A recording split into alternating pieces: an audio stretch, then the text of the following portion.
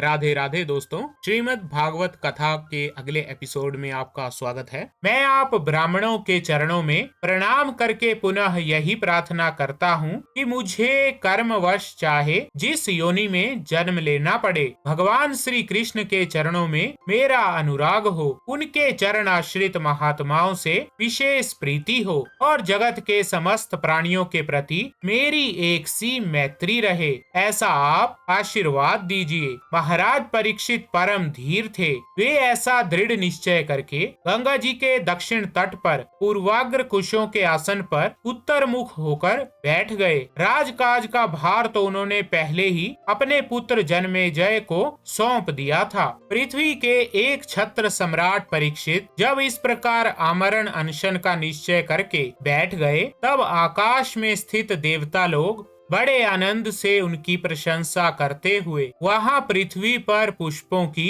वर्षा करने लगे तथा उनके नगारे बार बार बजने लगे। सभी उपस्थित महर्षियों ने परीक्षित के निश्चय की प्रशंसा की और साधु साधु कहकर उनका अनुमोदन किया। ऋषि लोग तो स्वभाव से ही लोगों पर अनुग्रह की वर्षा करते रहते हैं। यही नहीं, उनकी सारी शक्ति लोक पर कृपा करने के लिए ही होती है। उन लोगों ने भगवान श्री कृष्ण के गुणों से प्रभावित परीक्षित के प्रति उनके अनुरूप वचन कहे। राजर्षि शिरोमणे, भगवान श्री कृष्ण के सेवक और अनुयायी आप पांडु वंशियों के लिए ये कोई आश्चर्य की बात नहीं है, क्योंकि आप लोगों ने भगवान की सन्निधि प्राप्त करने की आकांक्षा से उस राज सिंहासन का एक क्षण में ही परित्याग कर दिया, जिसकी सेवा बड़े बड़े राजा अपने मुकुटों से करते थे। हम सब तब तक यहीं रहेंगे जब तक ये भगवान के परम भक्त परीक्षित अपने नश्वर शरीर को छोड़कर माया दोष एवं शोक से रहित भगवत धाम में नहीं चले जाते। ऋषियों के ये वचन बड़े ही गंभीर, सत्य और समता से युक्त थे। उन्हें सुनकर राजा परीक्षित ने उन योग युक्त मुनियों का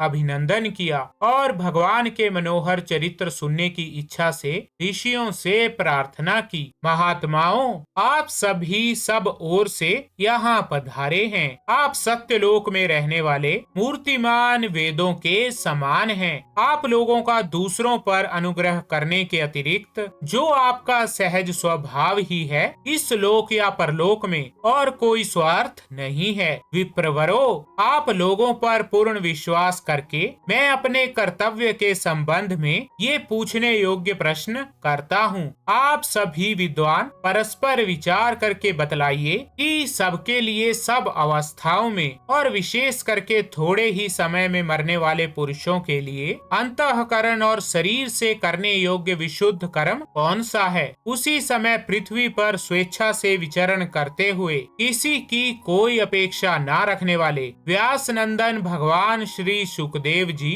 महाराज वहाँ प्रकट हो गए। वे वर्ण अथवा आश्रम के बाह्य चिन्हों से रहित एवं आत्म अनुभूति में संतुष्ट थे। बच्चों और स्त्रियों ने उन्हें घेर रखा था। उनका वेश अवधूत का था। 16 वर्ष की अवस्था थी। चरण, हाथ, जंघा, भुजाएं, कंधे, कपोल तथा अन्य सब अंग अत्यंत सुकुमार थे। नेत्र बड़े बड़े और मनोहर थे। नासिका कुछ ऊंची थी। कान बराबर थे। सुंदर भौहें थी। इनसे मुख बड़ा ही शोभायमान हो रहा था। छाती चौड़ी और उभरी हुई नाभि भंवर के समान गहरी तथा उदर बड़ा ही सुंदर त्रिवली से युक्त था। लंबी लंबी भुजाएं थी। मुख पर घुंघराले बाल बिखरे हुए थे। इस दिगंबर वेश में वे श्रेष्ठ देवता के समान तेजस्वी जान पड़ते थे। श्याम रंग था। चित्त को चुराने वाली भरी जवानी थी। वे शरीर की छटा और मधुर मुस्कान से स्त्रियों को सदा ही मनोहर जान पड़ते थे। यद्यपि उन्होंने अपने तेज को छिपा रखा था, फिर भी उनके लक्षण जानने वाले मुनियों ने उन्हें पहचान लिया और वे सब के सब अपने अपने आसन छोड़कर उनके सम्मान के लिए उठ खड़े हुए। राजा परीक्षित ने अतिथि रूप से पधारे हुए श्री सुखदेव जी को सिर झुकाकर प्रणाम किया और उनकी पूजा की। उनके स्वरूप को ना जानने वाले बच्चे और स्त्रियां उनकी ये महिमा देखकर वहां से लौट गए। सबके द्वारा सम्मानित होकर श्री सुखदेव जी श्रेष्ठ आसन पर विराजमान हुए। ग्रह, नक्षत्र और तारों से घिरे हुए चंद्रमा के समान ब्रह्मर्षि, देवर्षि और राजर्षियों के समूह से आवृत श्री सुखदेव जी अत्यंत शोभायमान हुए। वास्तव में वे महात्माओं के भी आदरणीय थे। जब प्रखर बुद्धि श्री सुखदेव जी शांत भाव से बैठ गए, तब भगवान के परम भक्त परीक्षित ने उनके समीप आकर और चरणों पर सिर रखकर प्रणाम किया। फिर खड़े होकर हाथ जोड़कर नमस्कार किया। उसके पश्चात बड़ी मधुर वाणी से उनसे ये पूछा। परीक्षित ने कहा, ब्रह्म स्वरूप भगवान, आज हम बड़भागी हुए, क्योंकि अपराधी क्षत्रिय होने पर भी हमें संत समागम का अधिकारी समझा गया।